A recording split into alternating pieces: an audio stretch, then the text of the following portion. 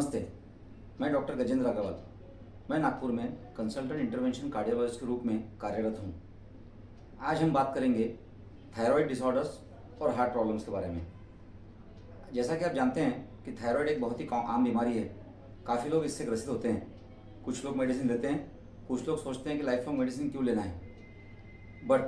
लेकिन क्या हम जानते हैं कि थायराइड प्रॉब्लम से हार्ट में भी प्रॉब्लम हो सकती है? आज हम इस विषय पे चर्चा करेंगे। जैसे कि हम जानते हैं थायराइड की प्रॉब्लम दो प्रकार की होती हैं। एक होती है हाइपरथायरॉयडिज्म, जिसमें कि थायराइड हार्मोन का प्रोडक्शन ज़रूरत से ज़्यादा होता है।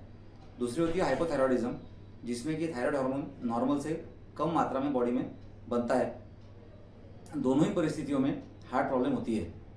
हाइपरथायरॉयडिज्म में हम देखते हैं कि इंसान का पल्स रेट ज़्यादा होता है, उसकी हार्ट बीट ज़्यादा होती है।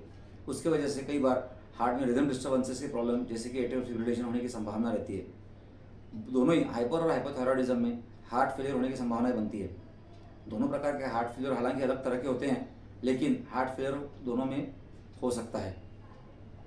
इसके अलावा हाइपोथायरॉयडिज्म में धड़कन एकदम कम हो जाना, कई बार धड़कन 40 बीट्स प्रति मिनट से भी नीचे चली जाती है, जिसकी वजह से पेशेंट को पेसमेकर की भी रिक्वायरमेंट कई बार लग सकती है।